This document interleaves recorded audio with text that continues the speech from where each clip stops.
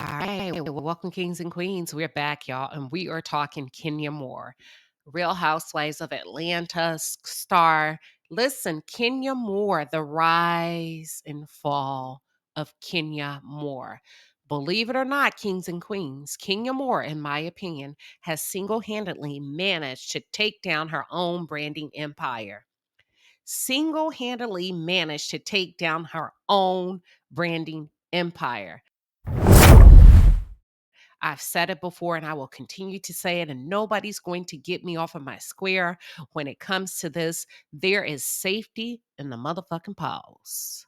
There is safety in the pause. You better check yourself before you wreck yourself. Pause, Kenya, pause. I wish Kenya had paused. I wish she had paused.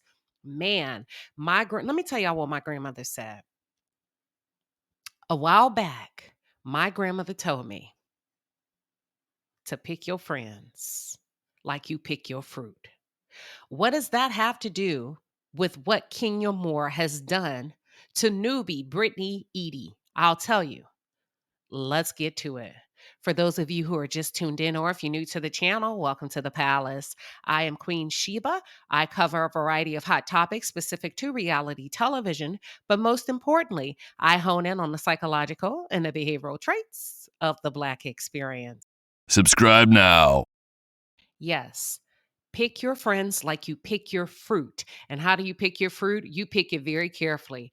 Think about when you roll through that produce department, you're inspecting for dents, bruises, rotten, what else? Insect infiltration. You're looking and picking that fruit very carefully. You're going by size, texture, firmness, too mushy. Pick your friends like you pick your fruit. What does this have to do with Kenyamoore and her behavior towards Brittany? I'll tell you what I think. Even if everybody didn't know, there was somebody, or maybe a few people, that she ran this by. Think about it, ladies. Somebody knew.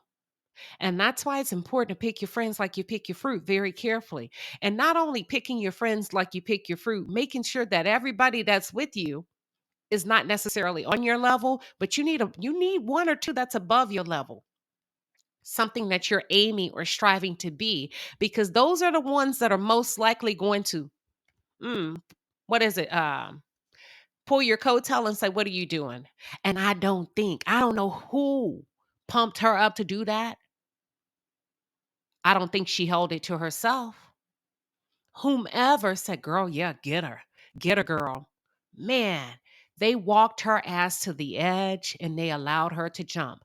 Now, that does not absolve Kenya from the responsibility of her own actions, but I tell you, I'm going to take it all the way back to criminal behavior and how people get caught in a crime, because they always tell somebody, right? That's what lead detectives will tell you. Oh, they always tell somebody. They always tell somebody. And that's how tips come in and they get leads on the hotline and people call in anonymously, because people cannot hold that type of thinking to themselves. So I have a funny feeling and a sneaky suspicion that Kenya ran this by somebody. And either they were too scared to tell her, or they low key was like, "Shit, go right ahead. Go right ahead and crash and burn." And it's so important that you purposely surround yourself with people that are not afraid of you, that are not afraid of your position, that are not afraid of your bravado, that are not afraid of you throwing a temper tantrum from hearing what's right. And I believe Kenyamoore, man, Kenya, damn. Even if more than one person knew, they probably were too afraid to tell her, which tells me you didn't pitch this idea to women that were on your level. You pitched this to women that were trying to come up, or they were either come up by being around you, or they needed you, Kenya, by way of you being their boss or pay. Because a lot of celebrities become friends with the help, right? And it's almost like, well, shit, I can't really tell you the truth. I'm your maid. I'm your nanny. What I look like saying you wrong for that, because then tomorrow my job is on the line. So I really wish Kenya would have paused. I really do. But this is, in my opinion, this is the end of Kenyamoore on the Real Housewives of Atlanta, because Bravo has been, their hand has been forced. And it's a it's a bittersweet moment, because in one breath we holler protect Black women, but in another breath we're not ready for the conversation of protecting Black women from Black women. Y'all, let's jump into it. Listen, we already here. Can I go a little bit deeper? Can I go a little bit deeper? Okay, y'all, follow me very closely when I say this. Bravo is going to be okay. Bravo is coming off the heels of scandals, scandal after scandal regarding sexual harassment, um, rumors of bad cast behavior, people getting drunk, and then accusations against the executive producer, Andy Cohen, right? Whom has been found guilty. I mean, not guilty, I'm sorry, innocent of all allegations. So here we go yet again, right? I believe Bravo is now stuck between a rock and a hard place. They cannot turn a blind eye to it like they did with the previous scandals, and I believe they're going to utilize Kenya as an example to set the standard that this is a zero tolerance organization, corporation. Probably what OWN should have done when it came to Martel Hope. Okay. And Kenyamoore, I do believe, will be asked to leave. And this is going to be the fall of the branding empire for Kenyamoore, because Bravo gives her visibility. And when you have that visibility and that connectedness to the fan base, that keeps your product in motion in the marketplace. When we think about the product cycle, the demand for the supply, because Kenya, we love Kenya, we love Kenya. And Kenya has managed to single handedly take her own self down. Now, we're constantly yelling. This is why I say it's a bittersweet moment, because we constantly protect Black women, protect Black women. We cannot get mad. We cannot get mad that they're going to serve us up exactly what we've been asking for, which is why I said, are y'all really ready for the conversation of protecting Black women from Black women? Protecting Black women from mean girl, bitches that like to bully? And as much as I love Kenyamoore, I really do. There are times that Kenyamoore has been cringeworthy to me, but she managed to make a comeback, and I'm like, "Ooh, girl, that was close." But what she did to Brittany is inexcusable. Inexcusable. If a man can't do it, then a woman can't do it. And it's funny how we kind of like want to kind of sweep over it because it was girl on girl action, but it's still some vile, low level ass type shit when you think about it. It's still some effed up type when we think about it. In Kenya, you got to be careful with the technicalities, right? That were introduced into the notion, into the boxing ring by Kenya. Because what Kenya said is, I would never share private photos that belong to somebody. It ain't nothing worse. It ain't nothing worse than a lowly soul that cannot apologize and that utilizes technicalities to excuse bad behavior, bad decision making, bad behaviors. And I believe, Kenya, this is going to be a very expensive lesson for you. I don't know the ins and outs of the why, because sometimes when things start to happen, you go, I wonder why. What made her do that? It is not even important.